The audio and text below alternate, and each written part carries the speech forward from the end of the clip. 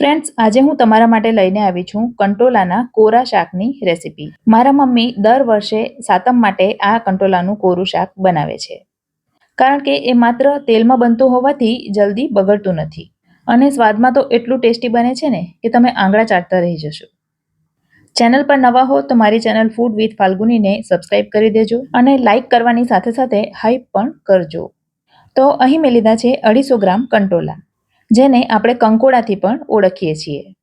તો વધારે મોટા પણ નહીં અને એકદમ નાના પણ નહીં, એમ મીડિયમ સાઇઝના કંટોલા લેવાના અને પાણીથી 2 વખત એને સારી રીતે ધોઈ લેવાના.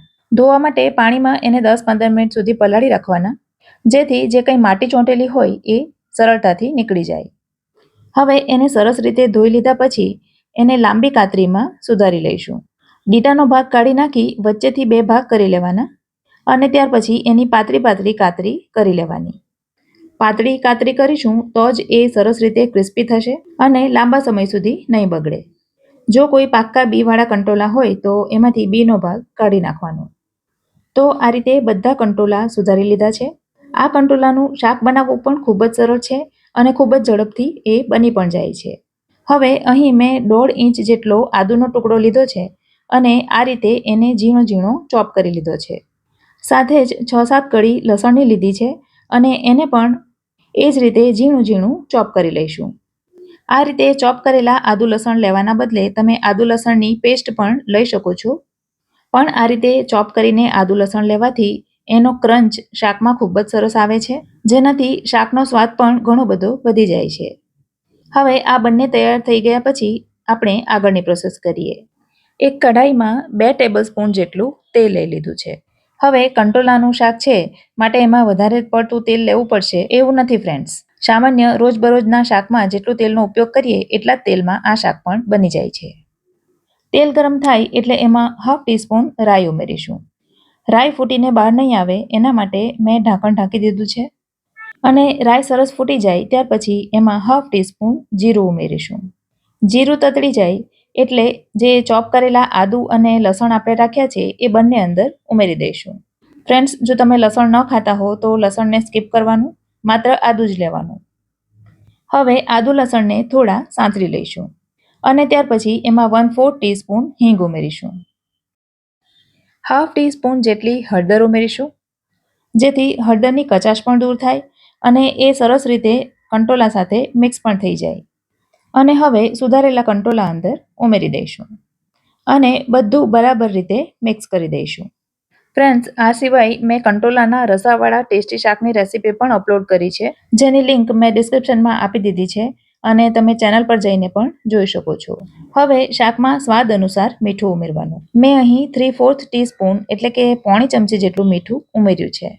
સાથે જ 1/4 ટીસ્પૂન જેટલી લીલા મરચાંની પેસ્ટ ઉમેરીશું અને બધું ફરી પાછું બરાબર મિક્સ કરી દઈશું. હવે ઢાંકણ ઢાંકીને શાકને ધીમા તાપે થવા દેવાનું અને થોડી વારે હલાવતા રહેવાનું અને ફરી પાછું ઢાંકીને જ થવા દેવાનું. શાક થાય છે ત્યાં સુધી આપણે બીજી તૈયારી કરીએ.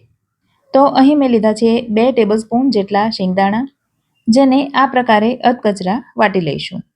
એકદમ બારીક પાવડર નહીં કરવાનો, પણ સાધારણ કોર્સ એવું વાટવાનું.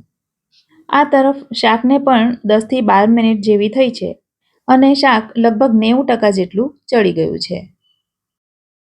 આ રીતે ચમચાથી દબાવીએ તો એ સરળતાથી તૂટે છે, પણ આપણે એને ઢાંકીને ચેડવ્યું છે માટે એ થોડું નરમ છે અને એમાં થોડું મોઇસ્ચર પણ છે, જેને દૂર કરવા માટે હવે એને ઢાંકવાનું નથી અને ગેસની ફ્લેમ મીડિયમ તરફ કરી દેવાની અને હલાવતા રહેવાનું. 2 થી 3 મિનિટ માટે શાકને આ રીતે થવા દેવાનું, જેના લીધે શાકમાંનું મોઇસ્ચર ઓછું થશે અને એ થોડું ક્રિસ્પી પણ થશે. ત્યાર પછી શિંગદાણાનો જે કરકરો પાવડર આપણે તૈયાર કર્યો એ બધો અંદર ઉમેરી દઈશું અને એની સાથે શાકને સરસ રીતે મિક્સ કરી લઈશું. તેલમાં શિંગદાણા ચડશે એટલે એ પણ એકદમ ક્રન્ચી થશે અને એકાદ મિનિટ થાય એટલે હવે એમાં સૂકા મસાલા કરીશું, જેમાં 1 ટીસ્પૂન ફૂલ ભરીને ઉમેરીશું ધાણા જીરું, 1/2 ટીસ્પૂન ઉમેરીશું તીખું લાલ મરચું અને 1 ટીસ્પૂન ઉમેરીશું કાશ્મીરી લાલ મરચું. તીખું તમારે તમારા સ્વાદ અનુસાર વધતું ઓછું કરી લેવાનું. સાથે જ 1/2 ટીસ્પૂન ઉમેર્યો છે આમચૂર પાવડર અને 1 ટીસ્પૂન ઉમેર્યો છે ગોળનો પાવડર. ગોળના પાવડરના બદલે તમે ખાંડ પણ ઉમેરી શકો છો અને સૂકો સાદો ગોળ હોય તો એ પણ ઉમેરી શકો છો. અને ગોળ અને આમચૂર પાવડર ઉમેર્યો એનાથી શાક ખાટું કે ગળ્યું નહીં થઈ જાય, પણ એનો સ્વાદ એકદમ બેલેન્સ થશે અને એ ખૂબ જ ચટપટું બનશે. ગેસ મીડિયમ આંચ પર ચાલુ જ છે અને હવે એમાં કોથમીર ઉમેરીશું. ચાલુ ગેસ પર કોથમીર પણ ઉમેરી જ દેવાની, જેનાથી કોથમીરમાંનું પણ થોડું ઘણું જે મોઇસ્ચર હોય એ ઉડી જાય. તો હવે આ શાક બનીને તૈયાર છે, જેને તમે ફ્રીજમાં ન મૂકો તો પણ એ 24 કલાક સુધી ખરાબ નહીં થાય. પણ ઘરમાં જે ઠંડી જગ્યા હોય એવી જગ્યાએ એને રાખવાનું. વિડીયો જો ગમ્યો હોય તો લાઈક કરજો અને સાથે સાથે હાઈપ પણ કરજો. કમેન્ટના બટનને તમે ડાબી બાજુ સરકાવશો એટલે તમે હાઈપ કરી શકશો. તો ફરી મળીશું આવી જ એક નવી રેસીપી સાથે.